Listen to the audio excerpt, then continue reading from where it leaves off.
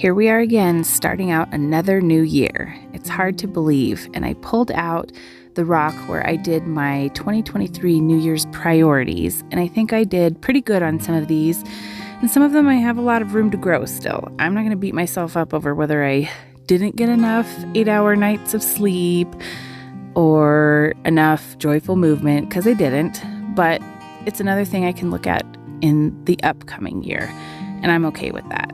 So as I was looking at this and seeing words of the year and New Year's resolutions all over social media, I thought about, what do I want to do this year? Because I don't like getting boxed into one word, one thing. So I decided to do a 2024 bucket list. So I'm going to make a bunch of little stones with my items that I want to have on my bucket list in 2024. And the first one that I'm starting out with is a repeat from last year, is getting enough rest. I want to make sure that I'm giving my body enough time to refuel. I am not 25 anymore, and I cannot survive on low sleep every night. So that's one of my goals, is to get enough rest this year. Another thing that could use a little more attention in 2024 is joyful movement. And some of this is reframing what working out looks like for me. It might not always be a drop everything and go to the gym at lunch, even though I did rejoin the gym at work, so I will be going a lot of lunches. But it might also be parking farther away from the store entrance and getting up from my desk every hour instead of sitting for hours and working. And I think the joyful part is super important. That's what makes it sustainable. It has to be something enjoyable. And that's where the rocks kind of come in too, because I have a terrible habit of painting lots of rocks and then not hiding them right away. So I'm thinking of incorporating taking walks to hide rocks, and I'm killing two birds with one stone.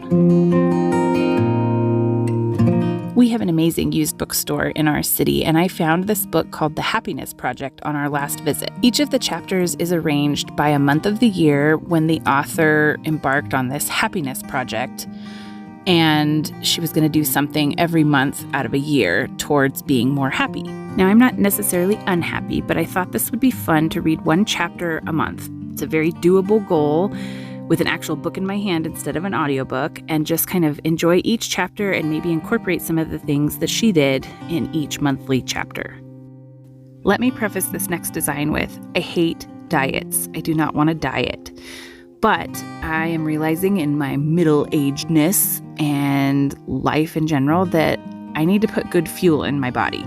So that's what this one's about, is fueling from the inside with good things. So not necessarily a diet, but definitely paying more attention to the kind of foods I'm putting in my body and trying to nourish my body and give it the best that I can most of the time. And so I'm doing a little gas tank rock, and I want to put the good stuff in. So of course I'm filling in the gas tank with Ayuli sparkly watercolors, because that's the good stuff, right?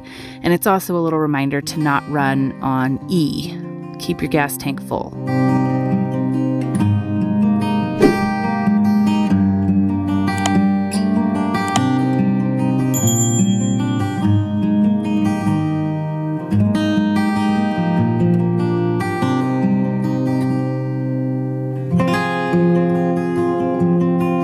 Last year, I had meditation on my priorities, and I still have it, a membership to Headspace, and I was going to try and do it daily. And what I learned was I still struggled with that whole daily thing. But what I did get better at was just pausing in everyday life and having like these mini moments of mindfulness, of just being really grateful for X, Y, or Z, or really proud of one of the kids. And I just got this new planner that I'm really excited about that I think is going to help with this. I'm going to use these 3 spots, one for work and family, one for YouTube and social media, and then this last spot to jot down some gratitude lists. Another thing that's a really popular self-helpy type of thing to do is to have a daily journal practice. And I have a journal, but what I've learned over the last year or two is that it doesn't have to be every day for me. It's kind of when it strikes me or when I get the urge to write something down, I'm going to journal, and I'm not going to pressure myself into a daily practice. I have this really cool lap desk that I got last year, and I'm going to keep this in my room, keep my journal. I have this Michelle Obama guided journal that I haven't done in 3 years, and then my Happiness Project book, and I'm going to keep it in my room to kind of disconnect and not be on a device right before bed. Most of my bucket list is kind of vague, general things and not specific things like taking a trip to Canada or whatever. But one specific goal that I have this year is I'm hoping to hit 10,000 subscribers here on YouTube. I love the community that we've built here, and I think it would be so cool to spread the word to more people, even if they're not rock artists. By this time next year, our twins are going to be halfway through their senior year of high school, and Sammy is still growing like a weed. So, man, the pressure is on to really soak up the moments with the kids. And so that's what this little nugget is about, is enjoying that family time and really being present to watch all of those moments as they happen.